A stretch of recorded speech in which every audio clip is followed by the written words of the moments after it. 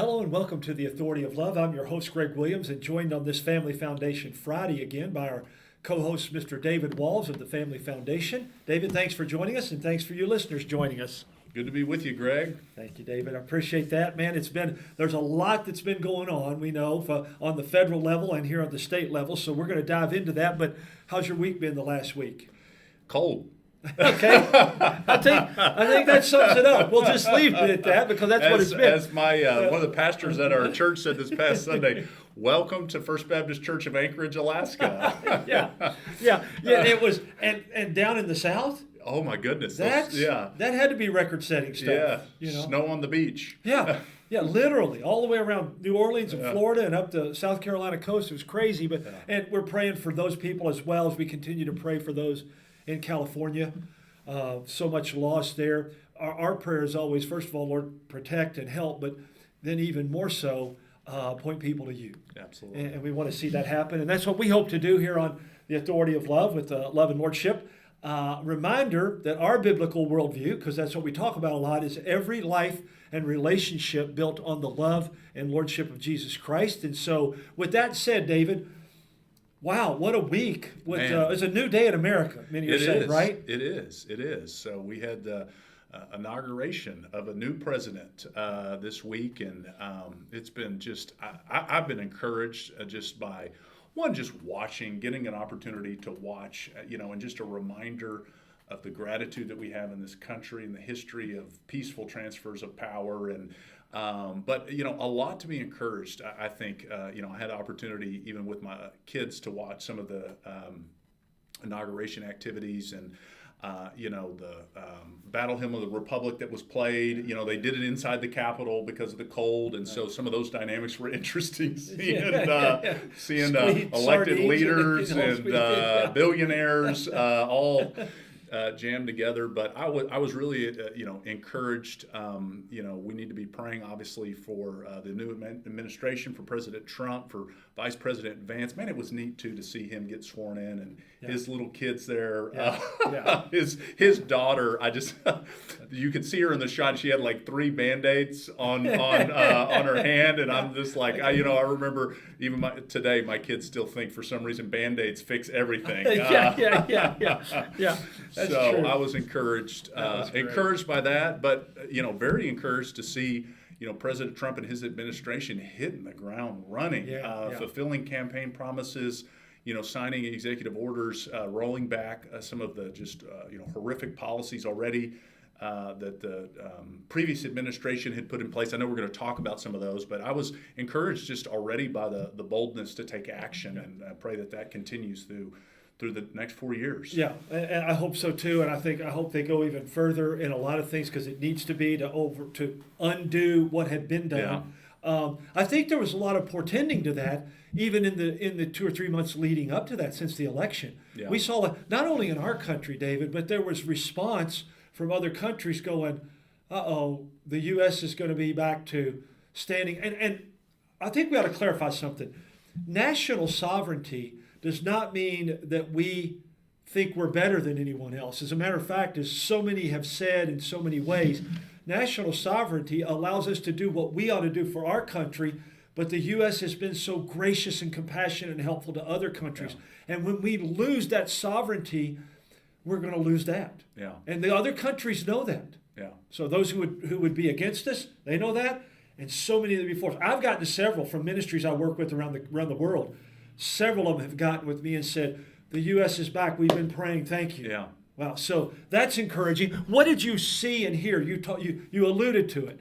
That excited you. I mean, there's been obviously a flurries of executive orders that President Trump has signed, but a couple of notable ones that we've been highlighting and talking about and very encouraged by was one essentially accurately defining sex, and saying it's going to be the policy of the federal government now to recognize that there are only 2 genders, male and female. In line with science. In line with science and reality. But one of the interesting things, Greg, I encourage folks to go read that entire executive order. It deals with kind of reversing the radical gender ideology, at least at a policy level that we saw in the previous administration.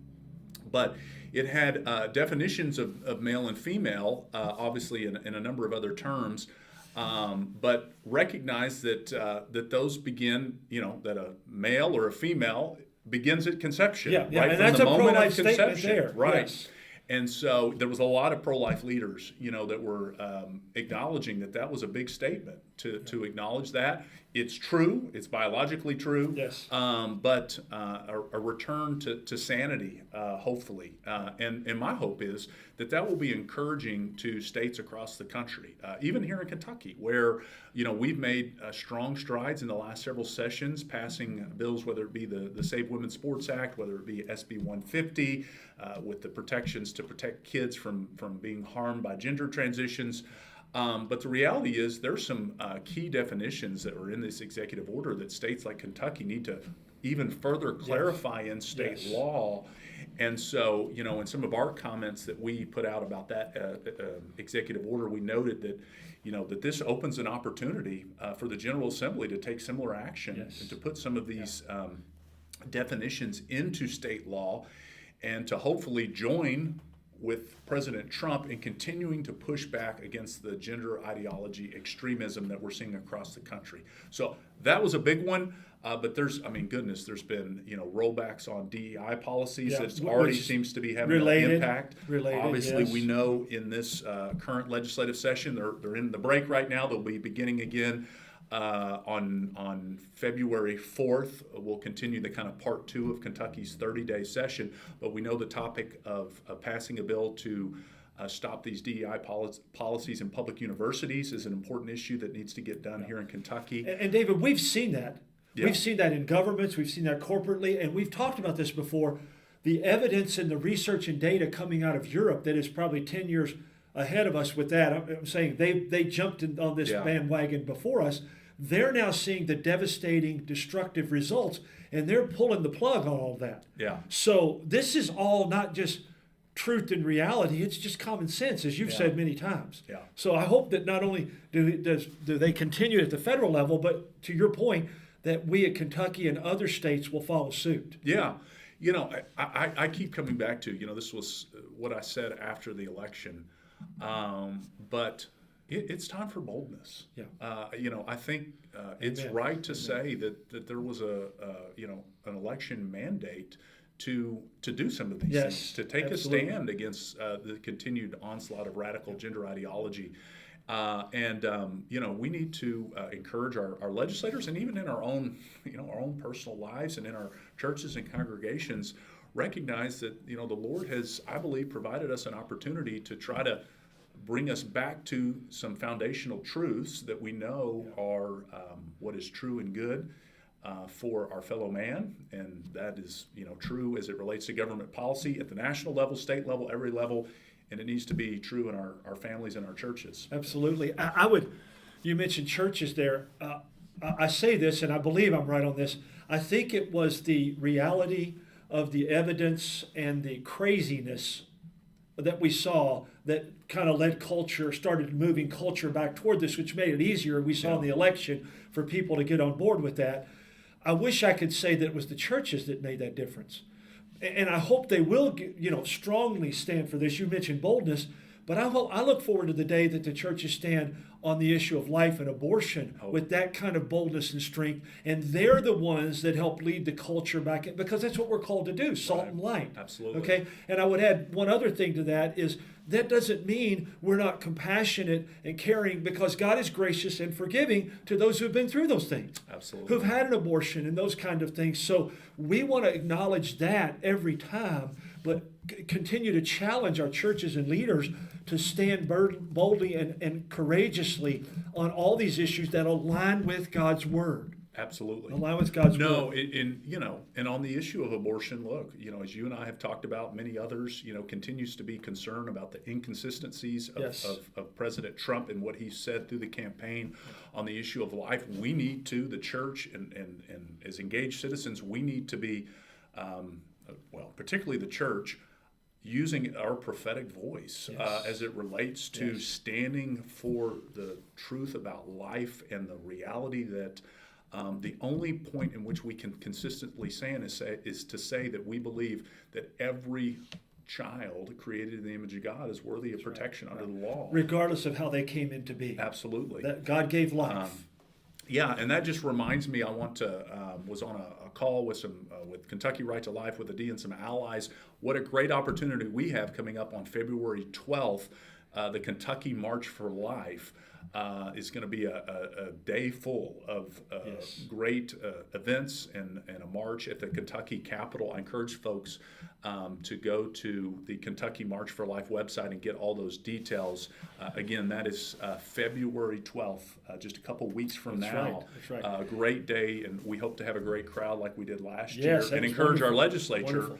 to continue to boldly stand for life. As we've talked about, there's already been some bills looking to move Kentucky backwards on that issue, and that's the wrong path. And on the federal level, we've talked about this, David. What was so discouraging, talked about a lot of positive things, but very discouraging to see the Democrats in lockstep support a filibuster that would shut down the born alive abortion survivors. In other words, a baby survives an abortion in a state that allows it, and the baby is alive, and we don't require that they give medical and health care, and they call it health care, but they don't give it to that baby. Right.